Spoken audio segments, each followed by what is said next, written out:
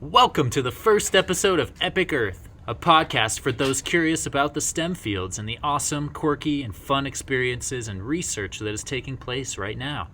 This is episode number 1, Volcanoes as Instruments. Sit back, relax, and enjoy the ride as we take a journey around this epic Earth.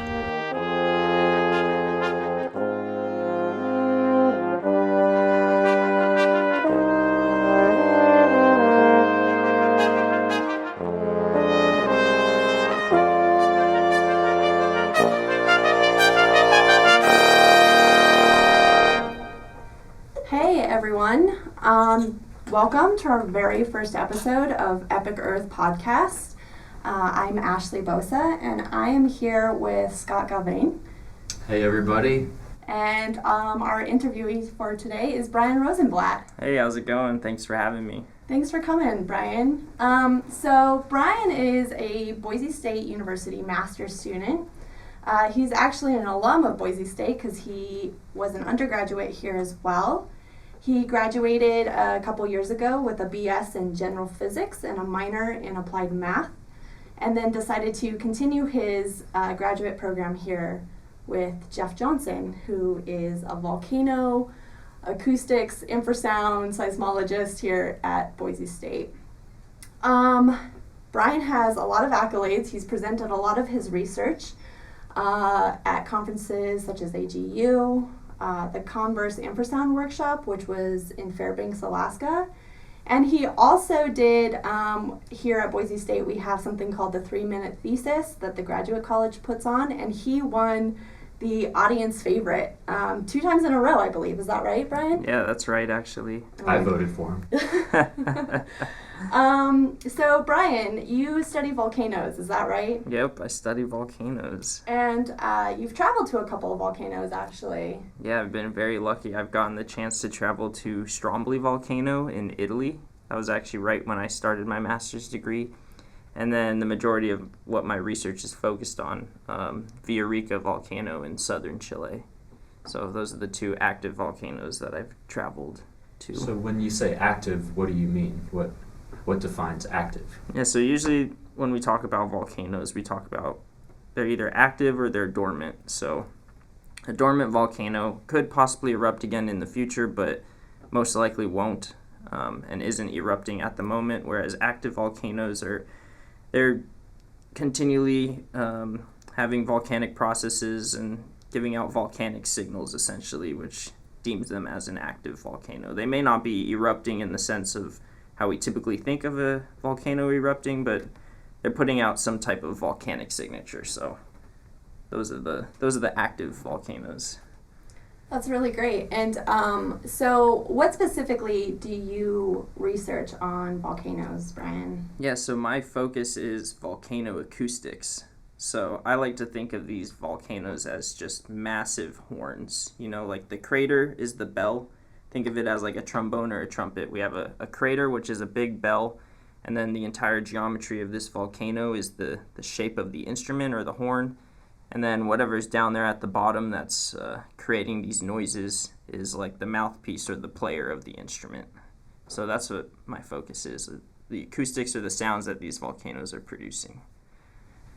That's really cool. And speaking of instruments, you like to play instruments, is that correct? Yeah, I do play instruments. That's why that metaphor hits home for me. It works really well. Yeah, what instruments do you play? I play primarily bass trombone, all types of trombone, but I can also play trumpet, a little bit of piano, some other things, but trombone's my primary, yeah. That's excellent. And it sounds like you were in some of the bands here at Boise State as well. Yeah, actually, that's part of the reason I came here. I was recruited by the marching band, and I got an out-of-state fee waiver, so I'm only paying in-state tuition as an undergrad. Wow. So I was in the marching band for 4 years. I've been in the jazz band for 6 years now, trombone choir for 6 years, and the symphonic winds group for 6 years. So I've been playing around with the Boise State Ensemble for a while here. And then I was also a part of a reggae band for a year. I just joined a new band recently and have played in a few other bands around the city. What's that new band called? The new band's called Lounge on Fire. Sounds very volcanic. It does. Yeah, it does Very actually. appropriate. That's awesome. I'm glad that you get to continue your music adventures. You sound like a busy guy. We also forgot to mention that Brian's dog, Baxter, is in with us today, and he's very curious about what's happening on the desk up here. So if you hear some noises, that's just Baxter. He's really cute. Okay, so Bryan, how did you get interested in volcanism? How did you get into this field? Yeah, so actually, I wasn't much of a geoscientist whatsoever. I did my undergrad in physics, as you said, and just really wanted to focus on acoustics in some manner. So I applied to a bunch of different programs for grad school, and I found this research group here at Boise State with Jeffrey Johnson, titled Volcano Acoustics, or Volcano Acoustics Group. So it's that sounds right up my alley, and I applied for it. Applied for a few other programs and got the best deal just sticking around here. So that's ultimately how it ended up happening. The volcano was kind of secondhand to the acoustics that I was interested in, so it just worked out like that. When you were a kid, would you have ever thought that you'd be working on volcanoes, actively working on active volcanoes? Yeah, definitely not. Absolutely not. And being out there, it's so much fun, honestly. It is. Yeah. What is the best, most fun thing that you, about what you do, about volcanoes? Oh yeah, the best part is that I get to climb up these volcanoes and then take a nap on the summit. Yeah, I heard that was a thing with you. Yeah. It's actually really soothing, the low rumbles of the volcano, and then the ground kind of shakes a little bit sometimes. But no, I mean, the best part's definitely the traveling, seeing all these new places, and then climbing to these heights where people don't typically climb to, and seeing things in the view that people don't usually get to see. And then on top of that, when you are a researcher on top of the volcano, you get a little bit of you get to do a little bit more of things than what the tourists usually are able to do, and you're able to stay there longer. And I mean, you're there doing science the whole time, and science is a big puzzle, so that's a lot of fun for me, just being up there, recording things, setting things up, and doing this puzzle of science. That's really interesting and so cool. Had you traveled much before starting your master's program here? Let's see. I have actually had the opportunity to travel, and a lot of it's come from my music, my musical past. So I traveled to Redlands, California with the trombone choir for the International Trombone Festival. I've also traveled to Hawaii for another musical thing. Wow. Yeah, different things like that. But I definitely, traveling internationally, I have not been able to do that much before I became a master's student. So that's a great opportunity for me. Yeah, that's excellent. That's really cool that you've been given that opportunity. Yeah. Do you have any memorable or fun stories from the field that you can think of? Yeah, I probably do. Let's see. Besides napping. I know I was talking about the napping. Okay, so when we were in Stromboli, so this is my very first time. I'm not much of a geoscientist at this point. I'm just figuring things out, and I'm just watching all these. We were in Italy, Stromboli. It's this little island off the boot of Italy, and a ton of different researchers from across the globe come to visit. So German researchers, Italians, Russians, Americans, South Americans, ton of people are there, and everyone's focusing on their own thing. So this one group goes in with a drone, and they have these sensors that are one-time use sensors, and the drone flies right over the crater, right over one of these vents, and then drops the sensor in. And so you just watch the sensor fall into the crater, and then the researchers are sitting there with their equipment, reading the information that the sensor is giving them right from inside the crater until it eventually burns up.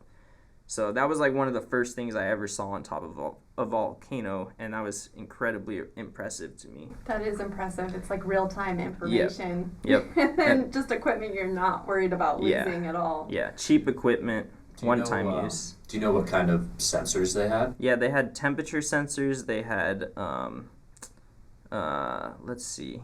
chemical sensors, so they were testing the composition of the atmosphere in that area. The gas. Yeah. Gas sensors. I think those were the two that I was aware of. They may have had more, but I'm not sure. They had a lot of them, and 2 little drones just buzzing around. It was funny. We all have to share our drone space, so Jeff was trying to take pictures of the volcano for our structure for motion. So you fly the drone around and take these overlapping pictures, and you can basically create a digital elevation model, which is just like a 3-dimensional map. So Jeff gets the airspace for an hour to fly around and do his photos, and then the other group gets their airspace for an hour to drop sensors into the crater, and then another one gets their time for an hour to make their own maps. So we're all sharing the airspace and the volcano surface space. It's a big collaboration. It's a lot of fun. Wow. What a cool experience. Oh, I have a question, Brian. Cool. What sort of research are you currently working on? Yeah, so my research is focused on Villarrica, like I said. Villarrica is an open vent volcano, and it has this steaming lava lake within it. So Villarrica just produces this continuous noise. It's nonstop, and it's very peaked signal. Baxter's throwing up. No, he's just coughing. Oh. You're good. I'll let you down. Bear with us one moment. Good boy, Okay, guys. We include everybody. This is an all-inclusivity podcast. Dogs included. Cats, if you want to bring them in. True. Fish, I don't know how, I'm sure the fish will be very indifferent to anything, but... And I didn't bring my fish today. I thought they weren't allowed. Yes, pets are encouraged on the podcast. Okay, well, back to my research. I'm basically just listening to Villarrica like it's any other noise-making machine, I guess, and those noises tell us a lot about the processes and the properties of the volcano itself, what it's doing, what it might do, what it has done. So that's the gist of what my research is focused on. That's really cool. I like how it relates to your love for music as well, and especially trombones and that whole aspect of how volcanoes are just one really massive instrument, essentially. Oh, yeah. And if you've never seen Bryan in action, he can explain all of that with some of his trombone moves. Unfortunately, we didn't have him bring his trombone in today, but True. we should have. Okay, so I have a very serious question for you. Cool. How would you solve a scientific problem on Mars if you lived there? If I lived on Mars? Mm-hmm. Well, that's like a broad question. I guess I'd have to assume we're stuck inside because the atmosphere probably wouldn't be breathable. I don't know if you've ever watched like Stargate or anything, but I would do some cool science stuff. Or maybe like Martian, like what's his name? Matt Damon. Just like terraform the soil or something. Yeah. Just casually. Yeah. I mean, I don't know. I guess I need to know more about what the specific problem was, but... Let's say we can't grow food. On Earth? On Mars. Oh, on Mars. Yeah. Let's say we can't grow food on Earth and we need to on Mars. Yeah. And I'm already on Mars. And you're on Mars. It's up to you. And the soil's not growing, so I have to get it to grow. Yeah. I'd probably, to be honest, if the soil, wasn't growing or, wasn't doing what it needed to be, I'd probably just I'd start trying, everything that I could. So I'd, pee on the soil, poop on the soil, try to get nutrients to it, I guess. Organic matter. Yeah, it would depend on, I don't know what I have here in this Martian space station, but, I would be trying to get nutrients to it, trying to get some new soil, maybe just composting, banana peels and things that I'm eating, I don't know, something like that. Yeah, that's great. That's the best. I feel like it's, It's a difficult the question. possibilities are limitless. Yeah, seriously. Very cool. So we have the segment, Bryan, where we try to get you to sort of talk about your research, given 3 different types of groups or people. Cool. And so we call it well, I don't know what it's called yet. We haven't really Yeah. come up with a name. But so our first question is, how would you describe what you do to a 4th or 5th grade class? Fifth grader. Yeah. So let's see. If I'm talking to an elementary schooler right now, I would tell them basically, like you know what a volcano is. You've seen it on TV, and they don't always look exactly like what they do on TV. Those cone-shaped volcanoes that are just erupting red hot stuff out of it. They don't always look like that, but in the case for my research, it does happen to look just like that. So you can picture that exact thing that you see on TV, a big cone and lava spewing out of it.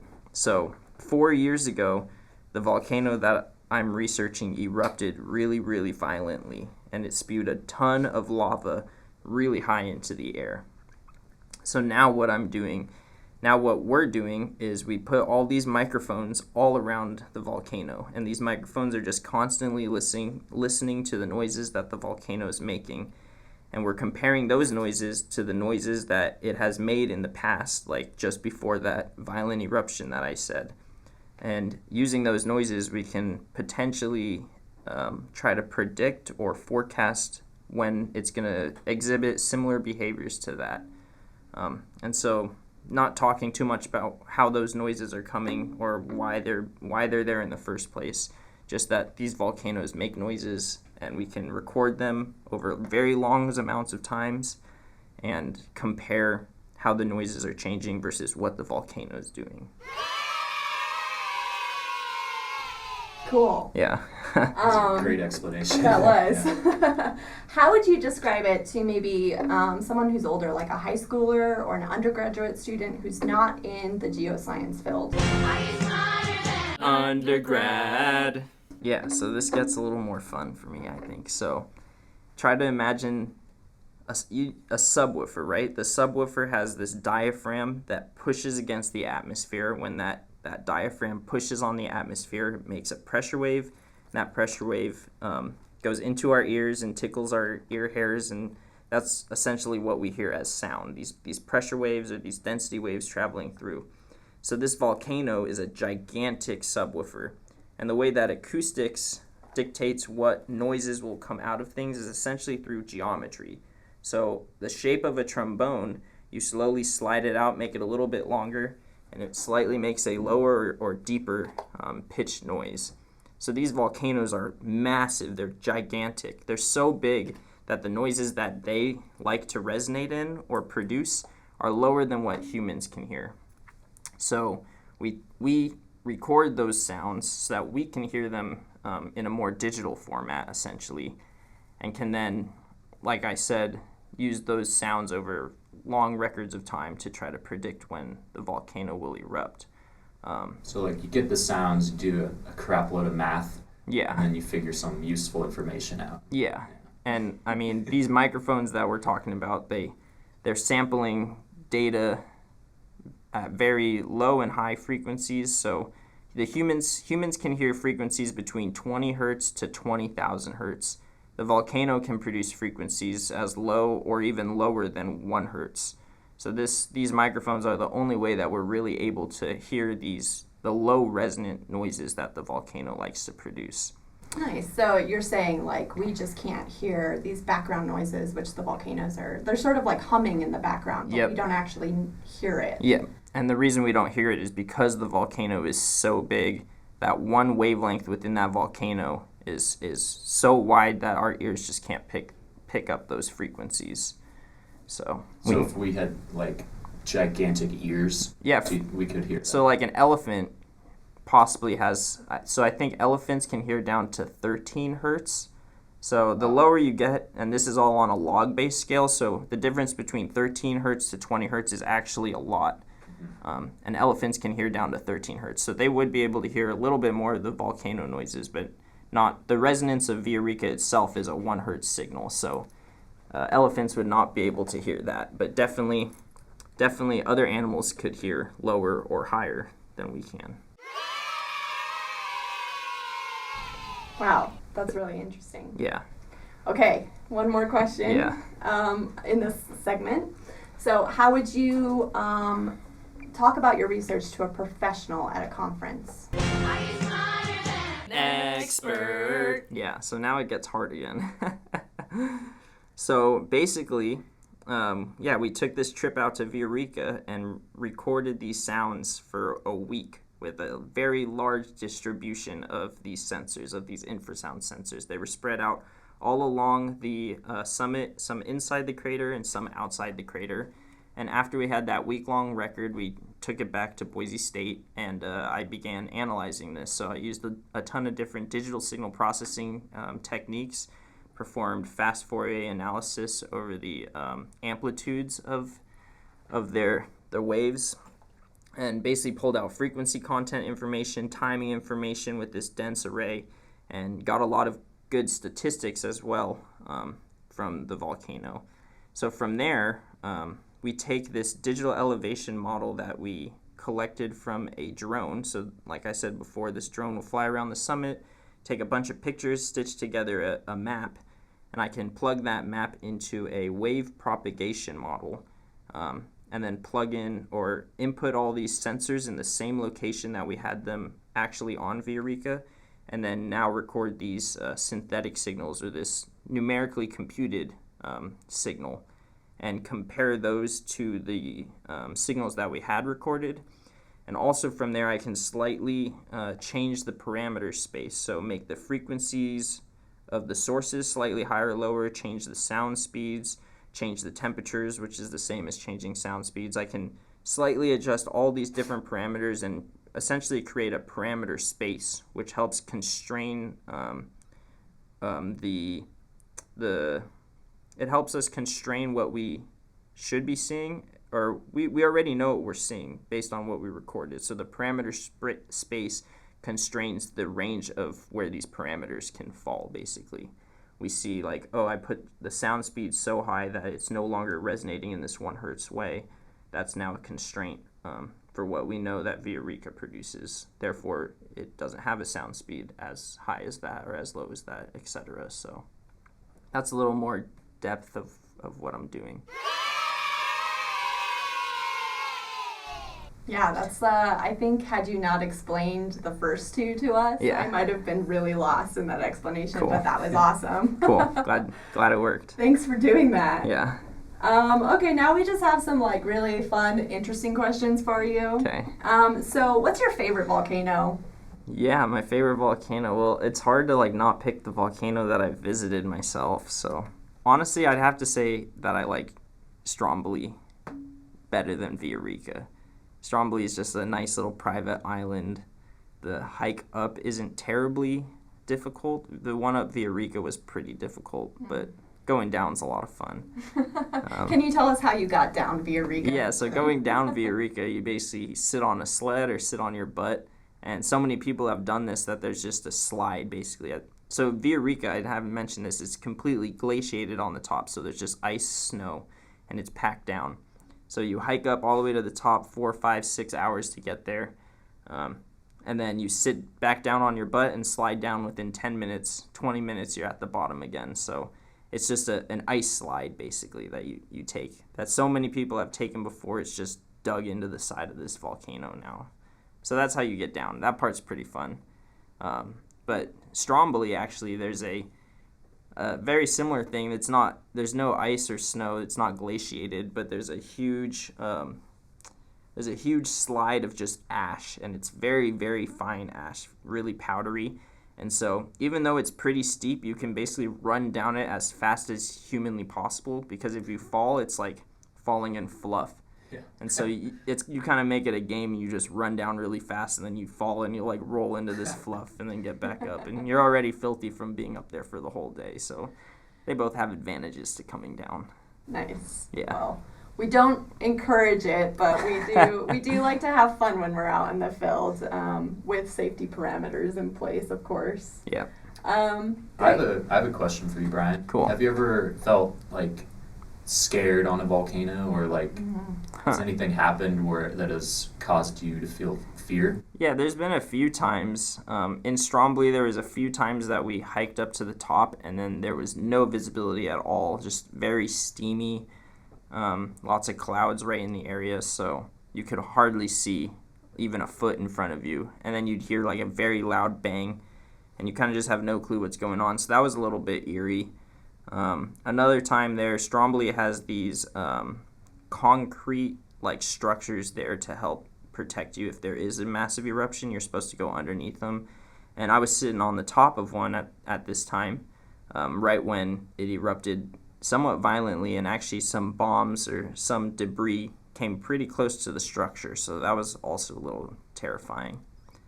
And I guess the first time we went up to Villarrica as well, nothing really bad happened, but it was making a lot of very loud, boomy noises that I was not expecting at all. It took a little while to just get adjusted to that, but after a while, I just became used to it. So it's always a little bit eerie being up there, especially a brand new volcano, first time. And I've read the stories, I've seen the things that could happen. There's no guarantee, but we always do things safe. We're always wearing helmets. We always have our face masks up, glasses, goggles, all that stuff. So for the gas? Yeah. Sulfur. Oh, man.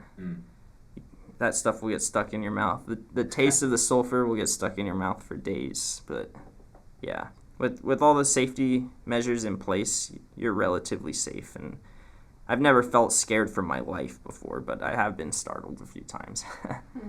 Yeah, I mean, they're pretty unstable structures, right? So, and unpredictable. I mean, can we predict when an eruption is going to happen? Yeah, I mean, no. The answer to that would be no. But that's kind of what we're aiming for, so we're slowly getting better and better at it. And that's like one of the main goals of volcanology itself, is to be able to forecast or predict just the activity of these things. And it probably won't ever happen with 100% efficiency, but we definitely are getting better and better. And we're creating a larger catalog or database for how all these different volcanoes erupt, which is really helping us out, just following those patterns. I think a really good metaphor for this is, if you've listened to enough of Mozart's sonatas, you'll have a good idea of when one's coming to its end as you've gained familiarity with Mozart's musical phrasing. The same thing applies to volcanoes. You've listened to this volcano enough times, you've seen it reach its end of its musical phrase multiple times.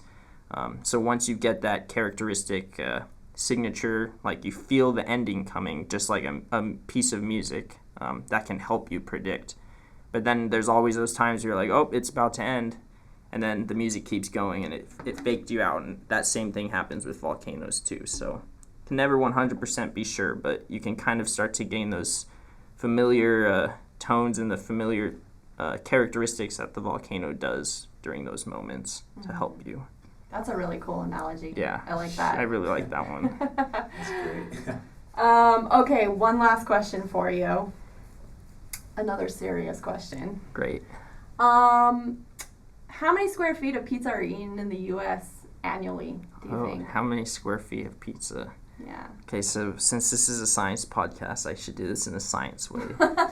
So let's say one, like medium, like the average pie that in America or in the world? In America. Okay. Let's just do Cool. U.S. That's year. good. I think we Per eat year. the most pizza, probably. Yeah, probably. Yeah. Okay, so let's say the average pizza is 1.5 feet squared. So that would be, let's Baxter's humming it over. Baxter's thinking too. You said pizza, now he's hungry. All right, 1.5 square feet. Let's say there's, 10,000 pizzas eaten in one day. I'll go with that. Okay, so that puts us at 15,000 pizzas a day. Then I have to multiply that by 365. So let's just do that. All right, I'm going to just guess like 100. Oh, see, that seems way too small, but 100,000 square feet of pizza are eaten every year. 1,000. 100,000. 100,000 square feet. Huh. That's a lot of pizza. Yeah, but honestly, I feel like that's too low. Yeah. I kind of want to bump it up after I did that math. It does seem low, but who knows? Google knows. We're going to look it up. We're not quite sure, but...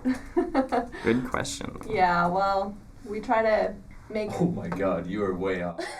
It was higher? 3.75 billion Oh my square god. feet In 1 year? in a year. Oh my gosh. According to Goldman Sachs. Well, Like, I mean, they Sounds they credible. crunch numbers, Yeah, so I think guess. we can I trust thought they were. their... I thought they were like an investment thing. So I don't know who was hired to do that work, but some guy who's investing in pizza. Yeah, there's someone out there with Yeah. a massive pizza database that has all this information. Well, Bryan, we want to thank you for being our first interview Yeah. on this podcast. And Bryan actually works with us, so you'll be hearing more from Bryan. He's an awesome dude. We're very fortunate to work with him. And if you are interested in volcanoes or infrasound or acoustics or anything to do with geophysics, please get in contact with us or Bryan. And yeah, thank you. Yeah, could I do a few shout outs really quick? Absolutely. Cool. So first I'd like to thank Adrian Fry for composing the intro music for this episode.